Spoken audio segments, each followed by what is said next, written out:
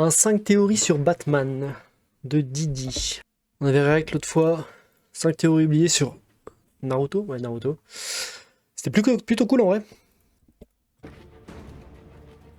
Bonsoir. Vous avez besoin de quelqu'un pour vous raconter quelques petites théories dans la nuit? Installez-vous, il n'y a pas de souci. Et ce soir, on parle d'un personnage autour duquel plane un bon nombre de théories, mais malheureusement des petites théories. C'est pourquoi je vais vous en délivrer le double. Bienvenue dans un 10 théories sur Batman. Oh. Donc il nous a menti. Il nous a menti, le bougre.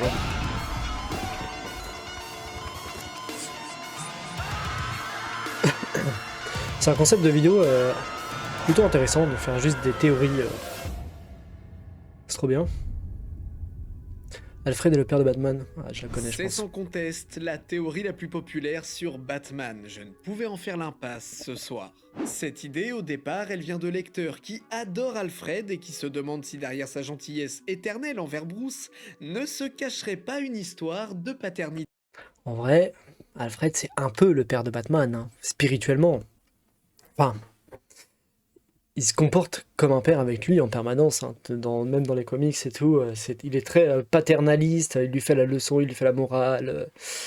Il le soigne quand il revient blessé de ses sorties. Et puis bon, c'est lui qui l'a éduqué quasiment intégralement. Je sais plus à quel âge ils sont morts, ses parents, mais il avait genre 9 ans, 8 ans. Donc après ça, c'est Alfred qui l'a élevé après ça. De base, Alfred, c'est le C'est son père. majordome des Wayne. Mais après la En soi. mort de Thomas et Martha, il va prendre la décision de s'occuper et d'élever lui-même le jeune héritier. Déjà, on pourrait se dire que rien que ça, c'est suspect. Oh, attends, c'est quoi? C'est un manga, ça? Il y a un manga sur Batman? Ou alors c'est un comics dessiné un peu de manière originale? Bruce aurait pu, voire aurait dû partir en adoption quelque part, et il est étrange qu'un simple majordome ait voulu prendre la garde de cet enfant. Selon cette théorie, ça s'expliquerait par... Non, c'est pas étrange, hein, parce que Alfred, enfin, je veux dire, les Pennyworth, Alfred Pennyworth, c'est son famille.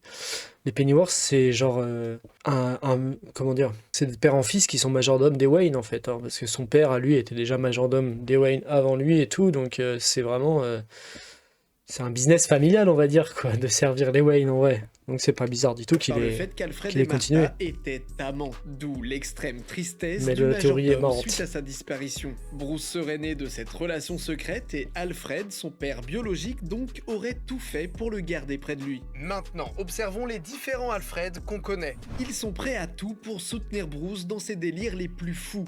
Alfred qu'on connaît. Ils sont prêts. Putain, ce Alfred là, il ressemble un peu, il fait pas Alfred du tout, pour le coup. Genre, il fait vraiment Kingpin, donc le Caïd, ou alors un mélange de Caïd et de Charles Xavier, quoi. Il fait vraiment pas Alfred. Ah, celui-là, c'est celui de Gotham, la série TV, je pense. Parce que c'est le seul qui est vraiment jeune, quoi. Ou alors c'est lui, peut-être. C'est un jeune, en tout cas, 100%. Non, mais moi, ce Alfred-là, par contre, l'Alfred de Dark Knight, de la trilogie de Nolan, trop classe. Celui-là, c'est celui de Zack Snyder, il me semble. Il doit y avoir un des films de Burton, mais je les ai pas vus, donc je sais pas lequel c'est.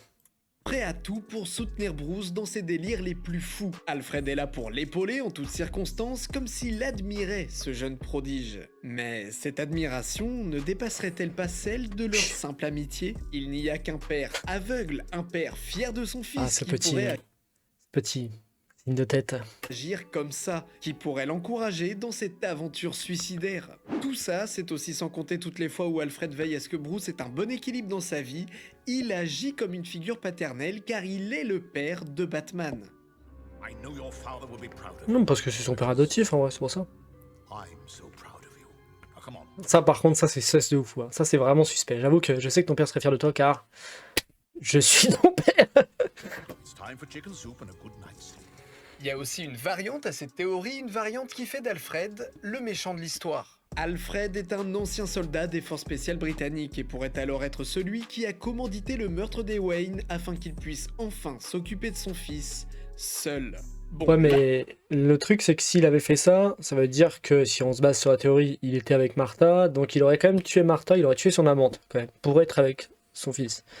Alors qu'il aurait pu être avec son fils toute sa vie, dans ce cas-là, sans tuer les Wayne, puisque de toute façon c'est le majordome de la famille Wayne et ils n'avaient probablement pas prévu de le remplacer, donc Là, on est un plus peu dans de la faible comme fiction théorie. que de la théorie, mais en tout cas, cette idée qui fait d'Alfred le réel père de Bruce est culte sur Internet, et je ne pouvais pas ne pas en parler. Mais c'est une Dans théorie tous qui est les cas, envisageable, même hein. si Thomas Pour le est coup, le père biologique Le fait que Alfred ce soit le père de Bruce, ce serait pas complètement choquant qu'il y ait un run de comics qui fasse ça.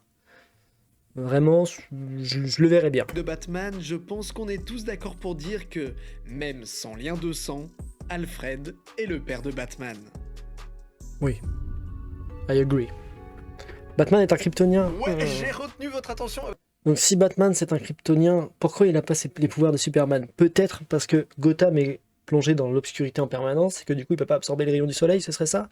Ou parce qu'il est toujours en train de se balader de nuit, donc il absorbe pas les rayons du soleil? Avec un titre pareil, je crois, non? Peut-être. Mais préparez-vous, c'est tellement tiré par les cheveux que Lex Luthor lui-même en est devenu chauve. La théorie du Batman kryptonien, ça fait partie de cette longue saga de théories nées d'internautes qui veulent absolument tout expliquer. Et dans ce cas-là, ce que les personnes veulent justifier, c'est la résistance et les dons exceptionnels de Bruce. Ouais. Par exemple, aviez-vous C'est juste des remarqué que comics. Batman C'est guérissait juste pour ça. plutôt vite? Aviez-vous remarqué que même sans gadget, il parvenait à effectuer des actions hors du commun, comme Ouais, mais en plus surtout que vraiment, quand tu lis les comics et tout, le nombre de fois où il se fait déglinguer sa mère et où il se retrouve au bord de la mort, et genre 2 jours plus tard, il est debout et d'attaque et il démonte des gens et il est vraiment beaucoup plus fort que n'importe qui, même en s'étant fait démonter sa mère. Genre le mec s'est fait péter 2 bras, 2 jambes, 3 jours plus tard il est debout en train d'aller se taper contre des criminels. J'avoue que bon, normalement tu te dis, bon après 5 années, parce que là dans les comics, moi là où j'en suis, je pense que ça doit faire 5 ou 6 années qu'il est en service à peu près, Batman. Bon, il a pris tellement de blessures et de dégâts que normalement son corps il devrait avoir des séquelles de malade en vrai. Il y a beaucoup de trucs qu'il devrait pas être capable de faire et tout, parce que en vrai les cicatrisations c'est jamais vraiment parfait quoi. Il te reste toujours des douleurs ou ce genre de trucs, donc j'avoue que bon, c'est vrai qu'il est vraiment complètement cheaté quoi. sauter plus haut que la Mais c'est parce que c'est les norme, comics, en survivre vrai. à l'impensable. Pour cette théorie, C'est y a pas le seul qui de peut faire ça. bah, c'est des comics, non. Il faut justifier cette force surhumaine. Il n'a pas d'origine divine à la Wonder Woman. Toute la Bat Family, ils ont des capacités qui sont pas censées être, enfin, ils sont pas censés être capables de faire autant de trucs. Ils font des bonds, ils font des trucs, ils sautent de super haut. Ils ont tous des résistances, une résistance hyper élevée aux dégâts, enfin aux dégâts. je suis dans un jeu vidéo là. Il y a des stats. Non mais ils résistent super bien à la douleur. Ils guérissent vachement vite tout le temps. Bon, carrément Batgirl. La meuf, elle s'est fait tirer dans le bide par le Joker, paralysée. Elle a passé des mois paralysée, ou même 1 an, je crois, ou plus. Et maintenant, elle est retournée se battre contre le crime. Elle continue de sauter d'immeuble en immeuble, et il n'y a pas de problème. Ou Aquaman, ce n'est pas un cyborg non plus, il n'a pas été non plus le sujet d'une expérience ou quoi que ce soit. Alors, comment fait-il? Eh bien, selon cette idée, la théorie la plus probable serait qu'il soit, comme Superman, un kryptonien. Mais ce serait très stylé. Je vous entends déjà vociférer que Batman n'est pas surpuissant. Batman Par contre, il y a n'est pas 100% des rapide comme runs l'éclair. où ça existe. Batman Hein. ne peut pas lancer des lasers avec ses yeux. Et ça, mes cocos, c'est parce que vous avez oublié une chose. Un kryptonien a besoin d'être exposé longtemps au soleil pour décupler tous ses pouvoirs. À l'image de Clark Kent qui a vécu toute sa jeunesse dans une ferme. Alors, oui, mais Kara Zor-El, la sœur, la cousine de Superman, donc Supergirl, elle est arrivée sur Terre à l'âge adulte, et pourtant elle a les pouvoirs totalement développés d'un kryptonien. Alors c'est peut-être expliqué dans les comics pourquoi, mais ça, si c'est pas expliqué pourquoi, on est en mode, il y a de quoi se demander pourquoi elle a développé des pouvoirs de kryptonien et ayant absorbé la lumière du soleil, alors qu'elle est restée sur Terre pas très longtemps. Elle n'a pas grandi sur Terre, elle. Mais elle a peut-être absorbé les rayons du soleil dans sa capsule pendant qu'elle voyageait de Krypton à la Terre. Ça, c'est pas impossible. Bon. Et dites-moi, où vit Batman? À Gotham, une ville plongée dans l'obscurité. Ouais. Enfin, plonger dans l'obscurité la nuit. Hein. Un kryptonien Il fait pas nuit la journée à Thomas Gotham. Hein. Wayne, un kryptonien qui n'a pas pu décupler pleinement ses pouvoirs à cause de la ville dans laquelle il habite. Et la mère de Batman s'appelait Martha. Comme la mère de Superman. N'était-ce pas là un indice depuis le début? Vous l'aviez pas vu venir celle-ci, hein? Bah moi non plus, figurez-vous. Et puisqu'on parle de Martha... Eh ben, en tout cas, Dawn of Justice, les films de Zack Snyder, ils l'ont vu venir, ça. Martha. Le fait qu'ils s'appelaient toutes les deux Martha. Rappelez-vous, on est en Oui, voilà. 2016 et Batman v Superman Exactement. sort enfin dans les salles obscures. Puis, il y a cette scène. Putain, je suis un geek. Kill Martha. Cette scène, source Faut de que je remate mèmes ce film, il est trop inépuisables, est instantanément devenue un phénomène Il est trop bien. d'Internet, en plus d'être, bien sûr, l'un des éléments qui revenait le plus dans les critiques du film. Le passage semble forcé, pas naturel du tout, que ce soit du côté de Batman. Non mais franchement, il faut qu'on parle de ça, mais moi je trouve pas ça abusé du tout. Genre en vrai, c'est pas du tout genre une facilité scénaristique ou quoi que ce soit. Bruce, tout toutes les raisons de son existence et de pourquoi il est Batman, c'est la mort de ses parents. C'est la mort de son père et la mort de sa mère. Du coup, le fait que Superman évoque ça et sorte le prénom de sa mère à ce moment-là, dans un moment charnière où il est en train de vaincre Superman et tout, forcément que lui, ça le fait se figer, quoi. Genre, je trouve pas du tout ça trop bizarre, quoi. Ça paraît logique même. Enfin, je sais pas. Soudain pardonne tout à Superman parce que leur mère porte le même prénom, mais surtout du côté de Superman qui appelle sa mère par son propre prénom. Ouais. Ouais, ok. Le fait que Superman appelle sa mère par son propre prénom, ça peut être un peu. Peut-être une ficelle scénaristique un peu trop visible, éventuellement. Mais Batman qui pardonne tout à Superman juste pour ça, bah c'est simple. En vrai, genre. Superman, il a pas grand chose à se faire pardonner à ce moment-là, hein. Une des raisons principales pour lesquelles Batman essaie de déglinguer Superman à ce moment-là, c'est parce qu'il a peur qu'un homme avec autant de pouvoir tourne mal en fait. Aussi parce que je crois qu'il y a des soupçons ou des accusations sur Superman qui auraient fait péter le Congrès ou un truc dans le genre. Quand il est au tribunal à un moment, je me souviens à peu près de ça. Donc il a quand même de bonnes raisons, mais il y a... Enfin de bonnes raisons. Il a des raisons de vouloir arrêter Superman, mais en vrai, elles sont pas si solides que ça. Et je pense que c'est peut-être à ce moment-là qu'il se rend compte que déjà, ses raisons sont pas si solides que ça. Et surtout, bah, juste après, on a Doomsday qui débarque et il faut se battre avec Doomsday. Donc, de toute façon, à ce moment-là, quand tu vois Doomsday en face, tu réfléchis pas trop. Tu te dis, bon, bah, je vais peut-être m'allier avec le gars qui a des super pouvoirs et qui est indestructible et qui peut tirer des lasers par ses yeux pour combattre cette grosse machine de destruction massive, quoi. Mais le film a ses fans qui ont une théorie pour défendre cette scène. Selon celle-ci, Clark, pendant la soirée de Lex Luthor, plutôt dans le film, aurait compris que Bruce était Batman. Et Bruce, son histoire, elle est connue du grand public, hein. Et puis Clark est journaliste de toute manière. Il sait qui sont les parents de Bruce. Alors, d'après cette théorie, Je vois où ça va. Superman sait ce qu'il fait lorsqu'il prononce le prénom Martha.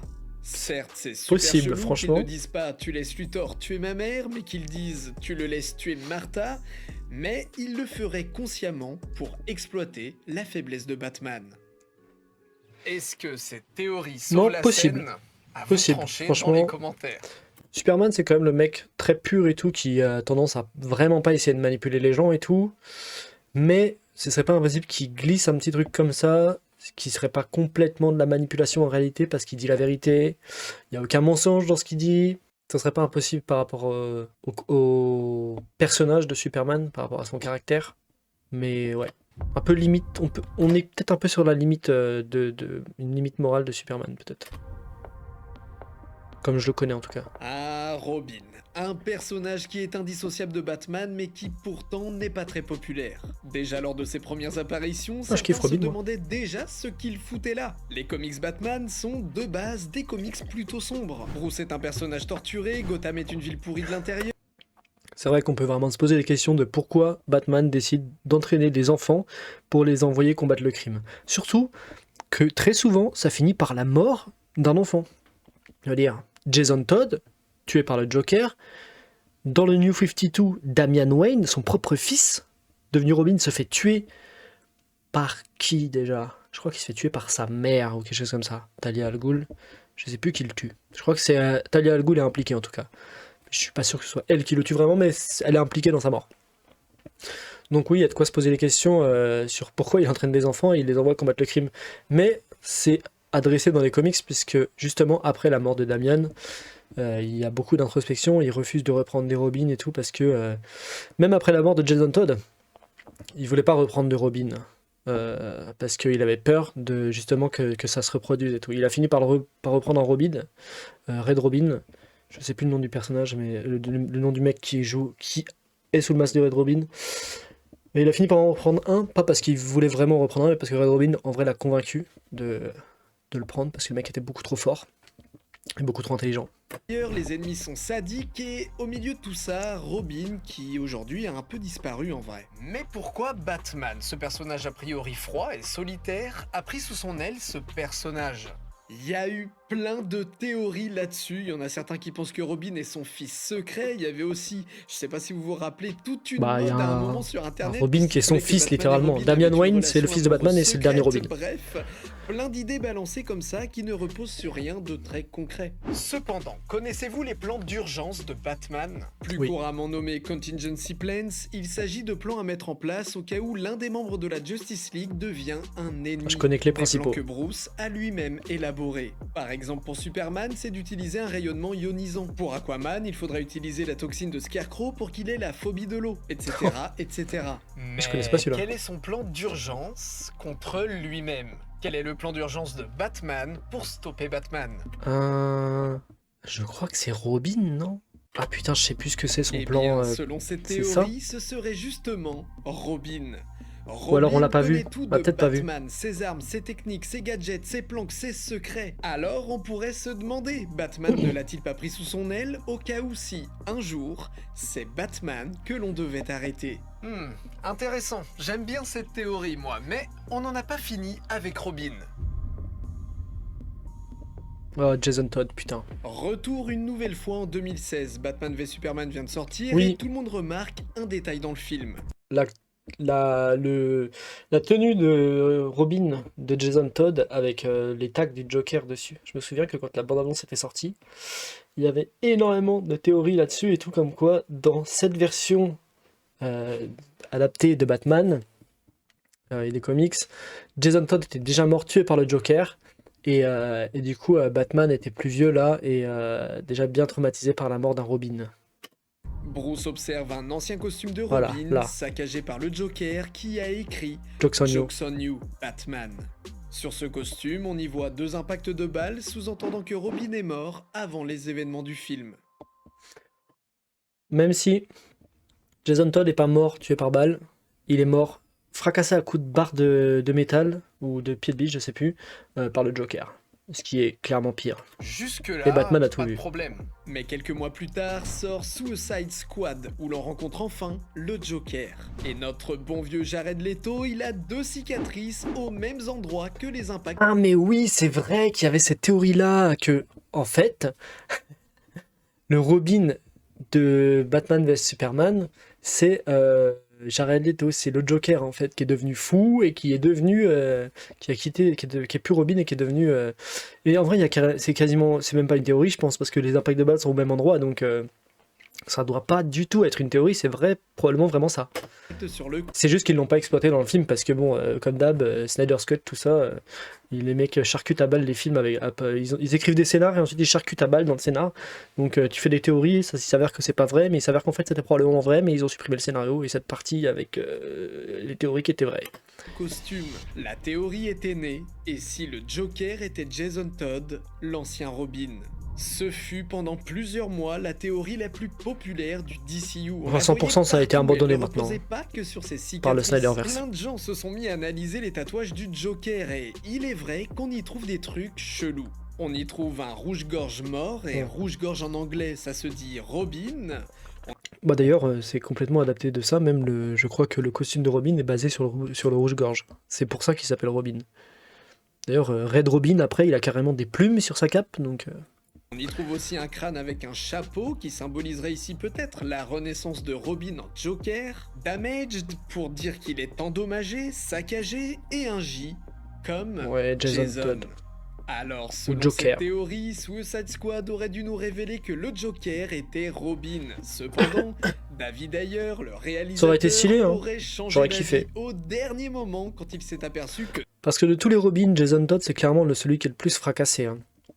Là, maintenant, c'est carrément... Il a été ressuscité par les puits de Lazare de la confrérie des assassins. La confrérie des assassins.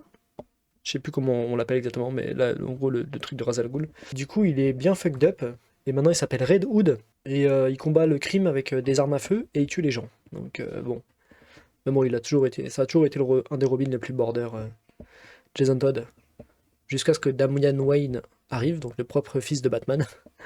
Et lui, comme il a été entraîné par sa mère Talia al Ghul et son grand-père Ra's al Ghul dans la Ligue des Assassins, bon, il est encore un peu plus border que Jason Todd en vrai, mais bon.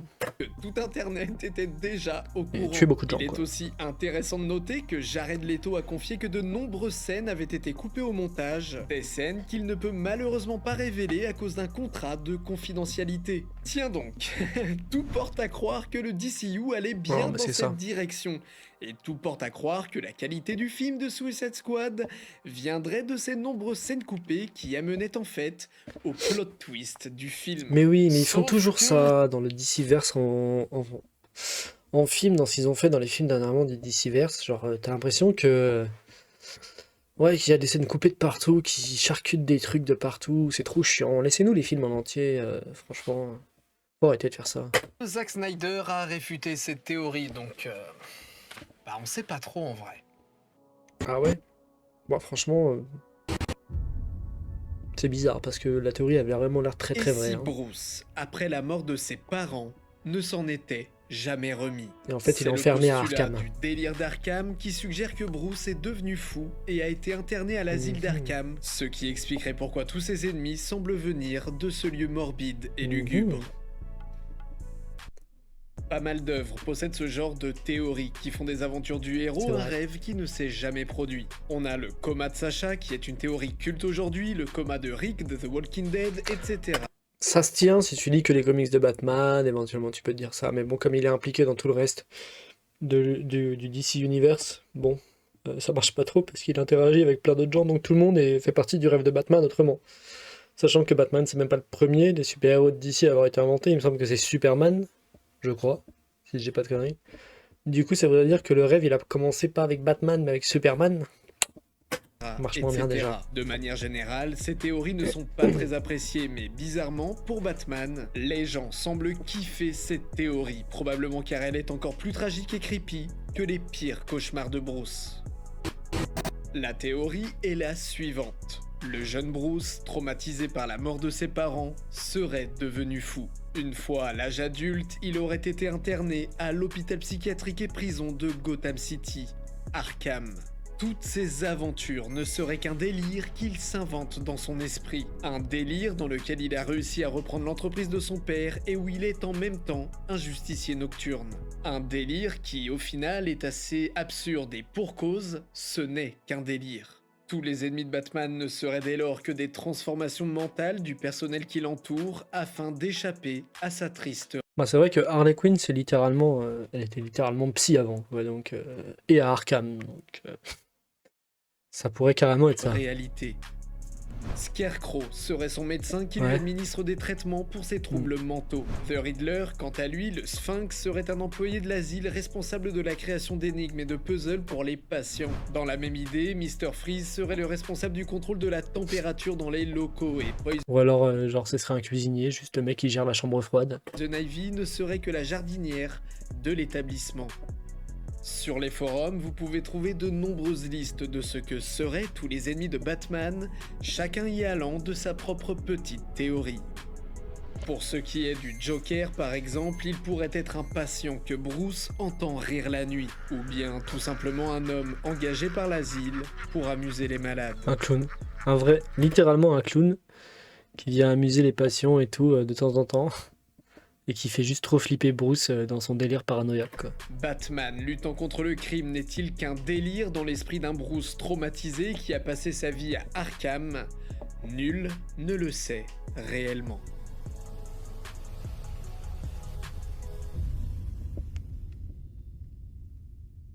Dans les comics, les origines du Joker sont très mystérieuses. C'est flou.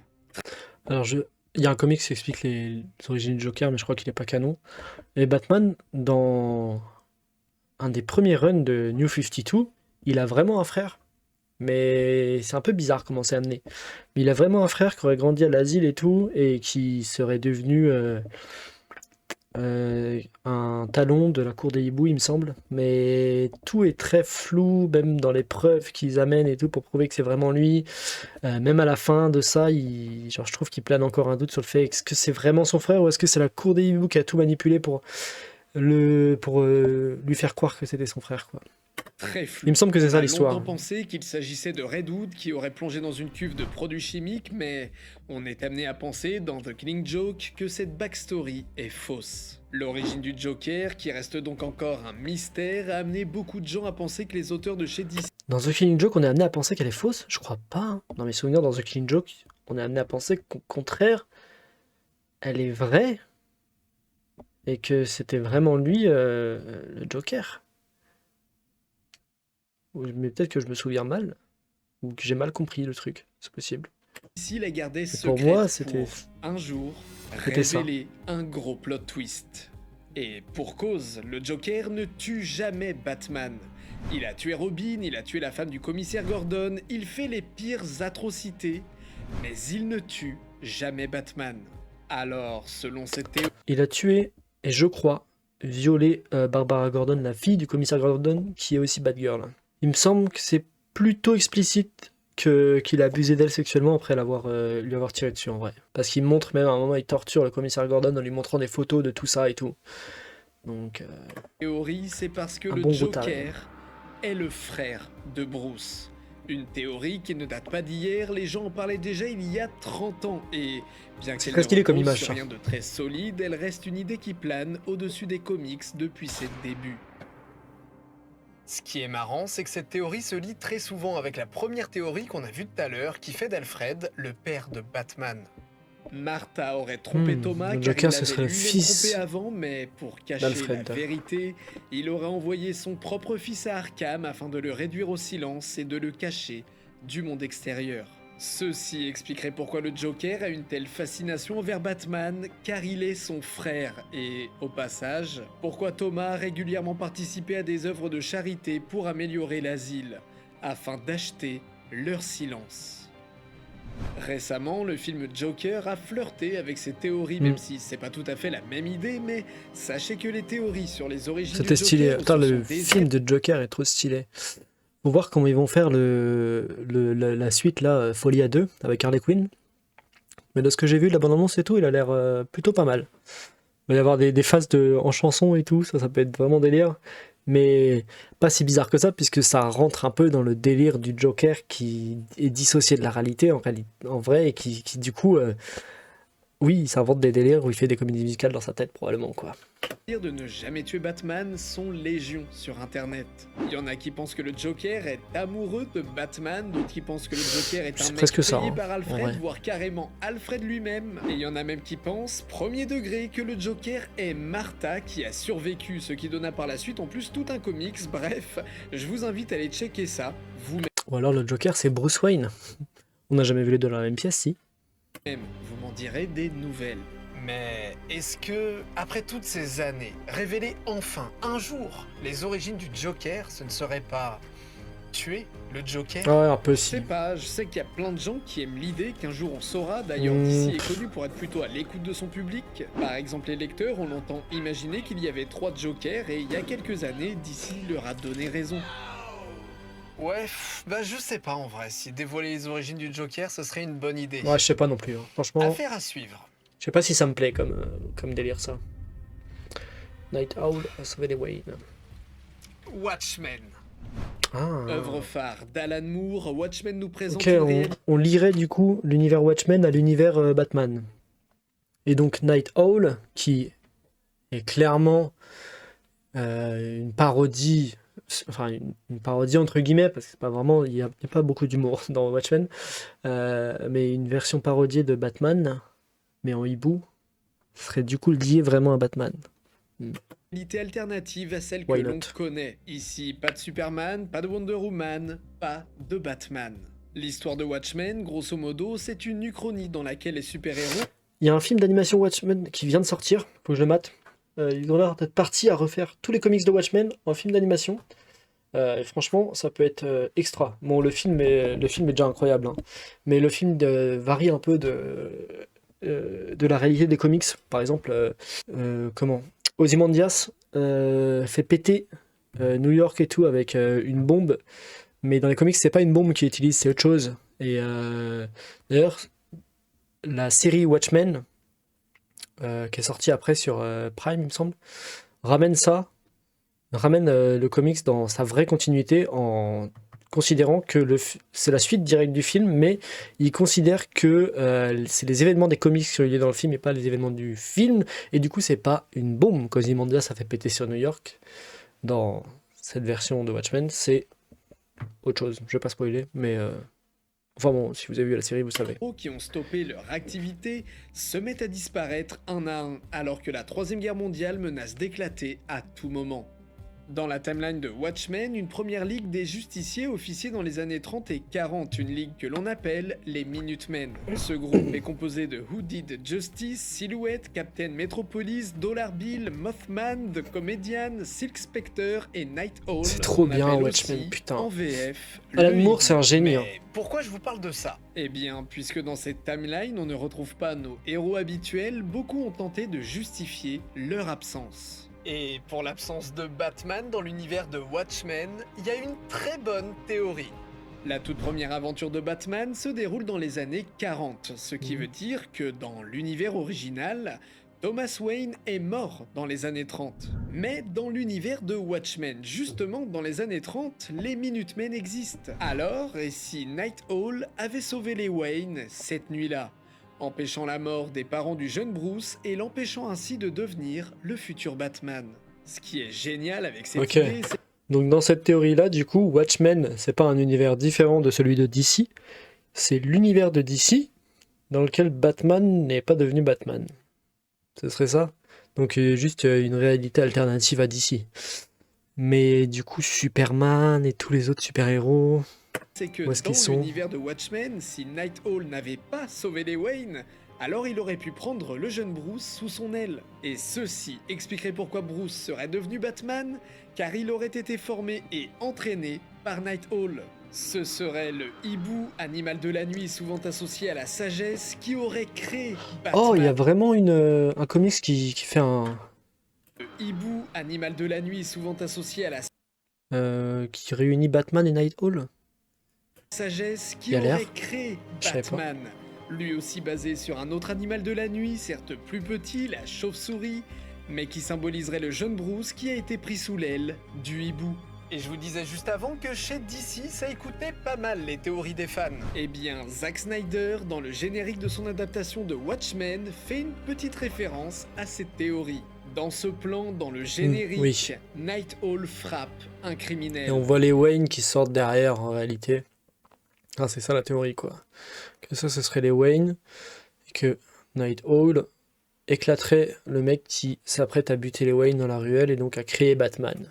Derrière, les comics de Batman. Le générique de Watchmen est incroyable. C'est un des meilleurs génériques de films, de tous les films confondus quoi. Clairement dans le top 5 hein, je dirais. Hein. C'est incroyable comme opening. Des journaux de Gotham, l'opéra. Celui de Black Widow et aussi si ce incroyable. n'était pas Juste à cause suffisant du pour remix vous, de on a un Nirvana. couple juste à gauche. L'homme porte un costume et une moustache. Ah mais putain oui, il y a des posters de Batman derrière, j'avais pas vu. Ah oui, délire, carrément. Donc là, on est sur de la théorie plus quand même. Et la femme porte un collier de perles. Tout porte à croire que, dans Watchmen, Night Owl a bien sauvé les parents de Bruce. Vive Watchmen! Et on arrive à la fin de cette vidéo. Mais je sens que certains vont m'en vouloir si je ne consacre pas quelques petites théories à la trilogie de Nolan. Alors, finissons avec elle. Ce Dark Knight Ah, est c'est bon, je déconne! Non, c'est pas vrai. Comme on le disait tout à l'heure, les origines du Joker sont mystérieuses. Dans la trilogie du Dark Knight, Nolan réinterprète l'histoire de Batman à sa sauce. Scarecrow et le nombreux Joker, ont c'est donc ça la cherché des théorie? liens entre les trois films. Et l'un des liens théoriques Scarecrow, les il plus est dans abordés Begins. sur les forums, c'est celui qui lirait Scarecrow, l'antagoniste Ouais. du premier film, au Joker, antagoniste du deuxième. Et si Il se serait Scarecrow empoisonné avec son avait propre, créé le Joker? Une théorie Son très propre sérum. répandue sur internet qui ne vaut donc Son que propre pour gaz. la trilogie de Nolan et qui existait déjà avant même que The Dark Knight ne sorte au cinéma. C'est vrai qu'on peut voir quelques petites similarités sur la coiffure et tout, mais bon, c'est pas le même acteur qui joue les deux pour le coup, donc ça marche En moyen. effet, à la fin de Begins, le Joker est teasé alors qu'à ce moment-là, aucun personnage ne semble le connaître. Et ce sera bien confirmé dans The Dark Knight d'ailleurs, le Joker n'a aucun antécédent criminel. Alors, d'où vient-il? Bah, c'est Rappelez-vous, tout le dans mystère du Batman Joker. Begins, Scarecrow met en place Il sort tout de un nulle plan part. pour anéantir Gotham, verser la toxine de la peur dans l'approvisionnement en eau de C'est Gotham un génie du pour mal qu'elle qui sort de atteigne nulle tous les part. citoyens dans l'objectif de les plonger dans la folie. À la fin du film, Batman a un antidote et la ville est sauvée. Mais, et si un citoyen n'avait pas reçu l'antidote? Ah non, c'est pas Scarecrow et le Imaginez. Joker la théorie, c'est Scarecrow a créé le Joker, oui c'est ça, ok. My bad, donc complètement Un homme possible seul, du coup. vagabondant dans les ruelles sombres de Gotham. La toxine de la peur le détruit et il se perd dans une folie destructrice. À cause des hallucinations induites par la toxine, il s'inflige soudain des blessures qui lui ravageront le visage. Une fois sorti de son délire, il n'a plus qu'une idée en tête: torturer celui qui se fait passer pour le héros de Gotham, mais qui n'a pas sauvé tout Gotham. D'ailleurs, le Joker prétend n'avoir Et donc ce serait pour ça qu'il se retrouve à lui faire le choix cornélien entre sa meuf et Harvey Dent, parce qu'il veut lui prouver qu'il n'est pas capable de sauver tout le monde, et du coup il fait juste un parallèle avec le fait que Batman n'a pas pu le sauver lui alors qu'il a sauvé tout le reste de la ville. Ouais, plus aucune peur. ce serait stylé. N'est-ce pas là, grâce à Très la stylé. toxine de Scarecrow?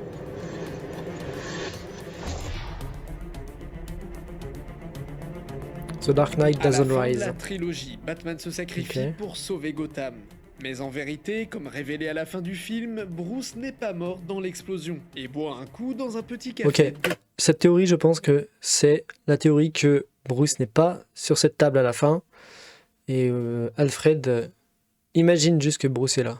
Je crois que j'ai déjà entendu. Florence. Cette scène fait écho au rêve d'Alfred expliqué plus tôt dans le film, dans lequel le majordome a imaginé, durant les 7 années avant le retour de Bruce, qu'il le voyait heureux, loin de Gotham. Every year, I took a holiday. I went to Florence. There's this cafe. I had this fantasy that I would look across the tables. Putain, cet acteur, il est trop bon aussi. Hein. Et je ne sais pas C'est un très si on bon peut Alfred. véritablement parler de théorie ici, mais disons qu'il y a deux analyses très différentes de la fin du film. La plupart des gens estiment que Bruce est toujours vivant et que, comme Alfred l'espérait, il est maintenant heureux, loin de Gotham. Mais il y a des gens qui n'ont pas du tout compris la fin du film comme ça, et d'ailleurs vous en faites peut-être partie. Je vais vous expliquer, pour ceux qui comprennent pas de quoi je parle, je vais vous expliquer cette autre interprétation. Selon cette théorie, personne n'aurait jamais pu survivre à une telle explosion, Hmm. pas même Batman. Son paradis, De d'accord, plus, c'est pas du sa tout celle que survie j'ai dit. irait à l'encontre du message du film, qui stipule que rien d'autre que Gotham n'intéresse Bruce et qu'il est prêt à se sacrifier pour la survie de ses citoyens. Le réel message du film serait que, même une fois mort, Batman reste immortel. Mais pas en lui en tant qu'être humain, mais ses idées, sa philosophie, son courage, le symbole Batman est intemporel. Certains vont même encore plus loin en affirmant que la survie de Bruce atténue l'impact de la scène de l'explosion et que si la scène à Florence n'avait pas existé, le film aurait été un chef-d'œuvre. Franchement, dire ça, c'est abusé parce que dans les comics, personne ne meurt jamais en plus. Tu peux tuer n'importe qui, il va forcément ressusciter dans 5 ans ou 10 ans. Donc, ouais, super, il est pas mort. Bon, non, c'est pareil dans les comics tout le temps. Quoi. Je veux dire, Batman il meurt et puis en fait il est pas mort, il ressuscite. Robin il meurt et puis en fait il ressuscite. C'est toujours la même chose en vrai. Donc, est-ce que ça atténue? Moi je trouve que ça. J'ai jamais trouvé que ça atténuait l'impact du film. Que Bruce il soit parti vivre sa vie autre part au final, en ayant accompli son rôle de Batman, en sachant qu'il a un successeur qui va qui va récupérer le flambeau derrière lui. C'était pas complètement incohérent. C'est juste que c'est vrai que Batman n'est pas trop du genre à abandonner son rôle et à aller batifoler avec une meuf en Italie, tout en évitant ses responsabilités de Batman, quoi. Il a plus tendance à continuer d'être Batman, même quand il a un gosse avec Catwoman et que ce gosse devient adulte. Là, c'est comme ça dans Earth 2, dans des réalités alternatives. Donc, où il continue d'être Batman alors qu'il a des gosses et tout. Bah, la preuve, même dans la timeline normale, il a Damian comme fils. Bon, bah, Damian, il l'a formé pour être Robin, quoi. Voilà, c'est Robin, en fait. Mais cette scène, C'est une affaire pourtant, familiale, elle Batman. existe bien. Alors comment faire pour la justifier? Eh bien en faisant de cette scène le rêve d'Alfred, le rêve qu'il raconte au début du film. Alfred continuerait d'espérer que Bruce ait survécu sans que ce ne soit réellement le cas. Ceci ferait de la conclusion de la trilogie une fin douce et amère, à l'image justement de la philosophie de cette trilogie. Nolan est d'ailleurs connu pour jouer avec les rêves. Inception, sorti 2 ans plus tôt, a peut-être même au final participé à ce que les gens ne perçoivent pas tous la fin de The Dark Knight Rises de la même manière. Bruce est mort à la fin de la trilogie, c'est une interprétation très populaire sur internet, si populaire que même Christian Bale a dû se prononcer sur celle-ci. J'ai trouvé cette scène très intéressante, cependant, je pense que comme pour beaucoup de films, il est aussi ce que le public veut en dire. Mais selon mon interprétation personnelle, non, ce n'est pas un rêve, ça a bien eu lieu. Bruce est enfin heureux d'avoir enfin réussi Oui. à se libérer du privilège, mais aussi du poids d'être Bruce Wayne. Ah, quand le réal lui-même dit non, la théorie elle est pas bonne. Quand il dément une théorie carrément, t'es en mode bon bah d'accord, super. Bon, enfin, ils ont démenti la théorie pour Joker dans Suicide Squad qui serait Robin, alors qu'en vrai, il y a tout qui a l'air d'indiquer que c'est vrai quand même. Donc bon, est-ce qu'il faut croire le réalisateur à chaque fois? Aujourd'hui encore, suite Pas à sûr. cette interview, de nombreux posts sont créés sur les forums afin de comprendre comment Batman a bien pu survivre à l'explosion. Explosion qui demeure donc comme un plus grand mystère encore que les origines du Joker.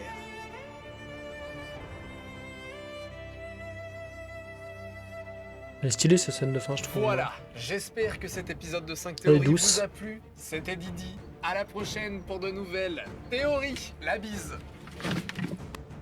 Putain, mais il trouve vraiment de ces endroits pour filmer lui. C'est ouf.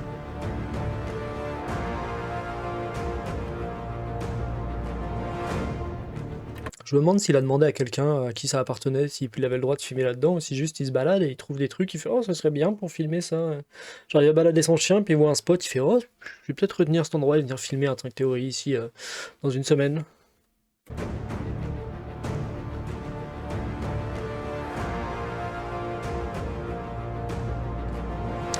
Bref, c'était une très bonne vidéo.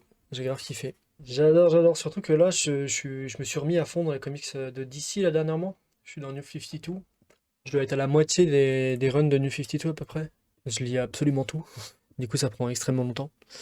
Mais ouais, vachement cool.